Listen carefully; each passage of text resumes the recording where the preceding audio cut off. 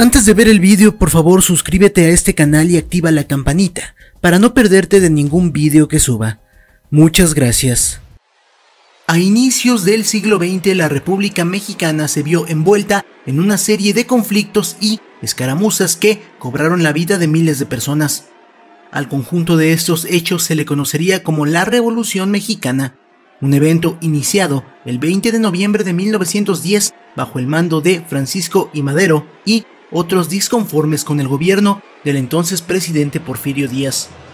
El comienzo de la revolución marcaría un antes y un después en el país, pues los combates trajeron grandes cambios consigo, cambios que aún se perciben hasta nuestros días.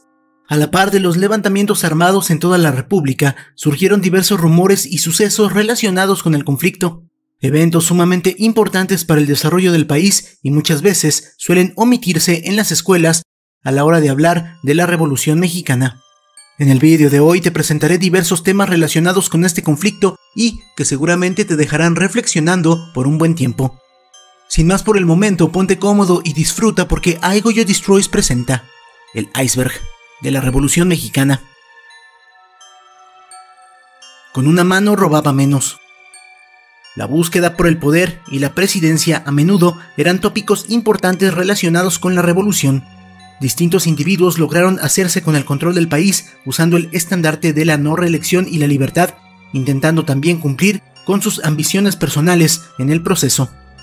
Álvaro Obregón se coronó como presidente de la República en 1920 y se retiraría del cargo en 1924, pues hubo un tiempo en el que los periodos presidenciales duraban solo 4 años.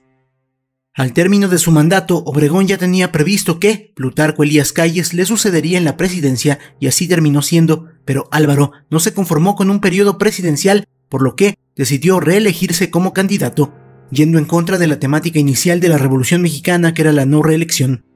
Álvaro Obregón perdió un brazo durante la batalla de Celaya y usó esta condición para volverse a postular, argumentando que, como no tenía una mano, robaba menos que los demás políticos.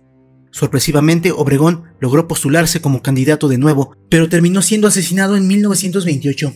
No sé, yo siento que el tengo una mano, robo menos suena más o menos a pero el PRIAN robó más. Sufragio efectivo era de Díaz. La reconocida frase de sufragio efectivo no reelección frecuentemente se relaciona con la Revolución Mexicana, pues este movimiento tenía como objetivo derrocar a Porfirio Díaz, que ya contaba con 35 años en el poder del país. Lo que la mayoría de la población desconoce es que, irónicamente, esta célebre frase fue usada por el propio Porfirio Díaz. Varios estudiosos en el tema mencionan que Díaz usaría esta frase en contra de Benito Juárez, pues el también llamado Benemérito de las Américas se había perpetuado en el poder por 14 años. Según se ha investigado, Juárez no dejaría el poder, ya que perecería de causas naturales durante su mandato. Debido a lo anterior, Sebastián Lerdo de Tejada le sucedería como presidente. Este último buscaría reelegirse también, pero Porfirio Díaz pondría su plan en marcha, logrando que la reelección de Lerdo de Tejada no sucediera. Tiempo después, Díaz se postularía al poder y el resto es historia. En conclusión, Porfirio Díaz usaría la frase de sufragio efectivo, no reelección, para ir en contra de Benito Juárez y Lerdo de Tejada, y décadas después, esta misma frase sería usada en su contra. Más de 100,000 muertos. Los estragos provocados por la lucha armada son difíciles de cuantificar. Las cifras de los fallecimientos relacionados con la revolución aún siguen discutiéndose, pero se calcula que aproximadamente más de 1 millón de personas perecieron en el transcurso de este suceso. La razón de que este número sea tan elevado se debe a que no solo se consideran a las personas que murieron por armas de fuego o fusilamientos, también debe tomarse en cuenta que la revolución provocó una escasez de alimentos y recursos por todo el país, sumiendo a una gran parte de la población en la pobreza extrema. La falta de alimentos y medicina trajo consigo una oleada de hambruna y enfermedades con las que miles de mexicanos no pudieron enfrentarse, provocando muertes masivas. Es por ello que las cifras de difuntos aumentaron considerablemente durante este periodo. México se convirtió en un yerno salvaje en el que, si no morías por una enfermedad, era probable que alguien te quitara la vida para poder quedarse con tu porción de agua y de comida. Estados Unidos casi invade México. En 1916, el reconocido revolucionario llamado comúnmente como Pancho Villa atacó un pueblo de Nuevo México. Cansados por las escaramuzas que Villa ejercía, el gobierno de Estados Unidos decidió iniciar una cacería en contra del Centauro del Norte y sus partidarios. Según se cuenta, el ejército estadounidense buscaba intervenir en territorio mexicano para buscar a Pancho Villa, pero el gobierno de Venustiano Carranza les informó que esta acción significaría una declaración hostil en contra de México. Ignorando las advertencias, el ejército estadounidense finalmente penetró el norte del país, pero, de forma impactante, perdieron en cada batalla que tuvieron en contra del ejército de Francisco Villa. Para enardecer más la situación, el ejército estadounidense llegó a enfrentarse en contra del ejército mexicano, lo que inició una tensión significativa entre ambos países. Finalmente, el gobierno de México acordó la paz con Estados Unidos, impidiendo que iniciara un conflicto a gran escala. Tras esto, el ejército norteamericano se retiraría del país, derrotados tanto por Pancho Villa como por el ejército mexicano. Masacre por Pancho Villa. En 1915, el norte del país sería un campo de batalla en el que las balaceras y enfrentamientos eran el pan de cada día. El pueblo de San Pedro de la Cueva, ubicado en Sonora, se organizó para defenderse de los ataques de bandoleros y soldados desertores. Un grupo de hombres protegía los caminos como de costumbre cuando divisaron a varios hombres en caballo. Creyendo que se trataban de saqueadores, los hombres dispararon en contra del grupo de hombres a caballo. Para su mala suerte, los hombres eran guerrilleros de Pancho Villa y el propio Centauro del Norte iba a la cabeza del grupo.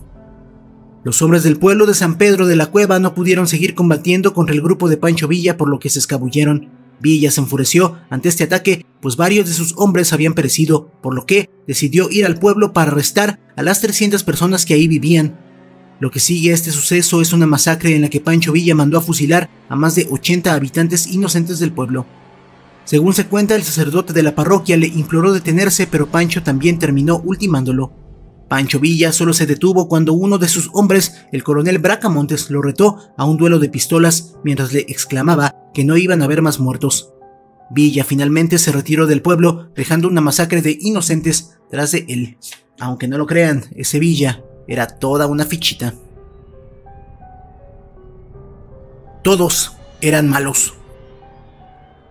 En el penúltimo nivel de este iceberg se ubica la teoría de que todos los participantes de la revolución en realidad no se preocupaban por la población mexicana y solo buscaban satisfacer sus propios intereses.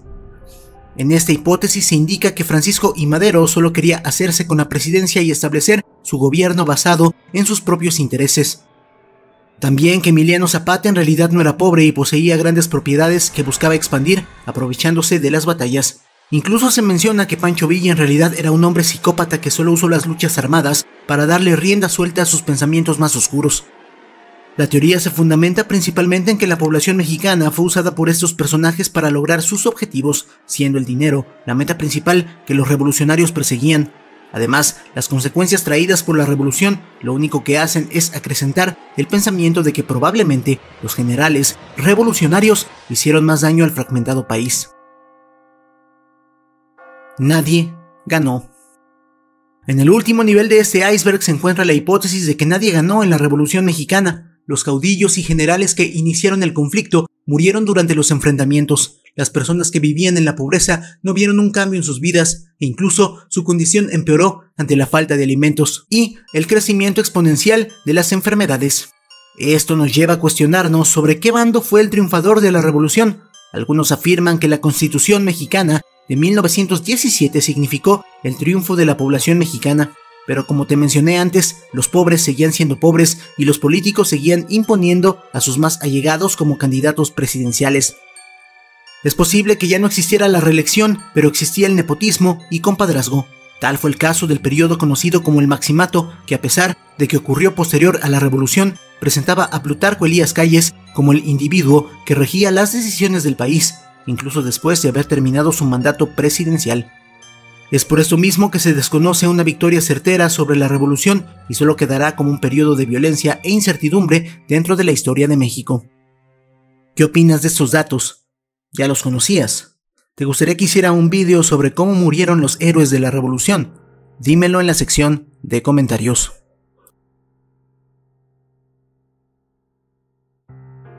Muchas gracias por haber visto el vídeo, ya sabes, dale like, compártelo, suscríbete, sígueme en mis redes sociales, las puedes ver en pantalla y las encuentras en la descripción. Apoya al canal para aparecer aquí al finalizar los vídeos. Por mi parte sería todo, yo soy Aigo You Destroys, tengo a los mejores seguidores del mundo, ustedes, muchas gracias.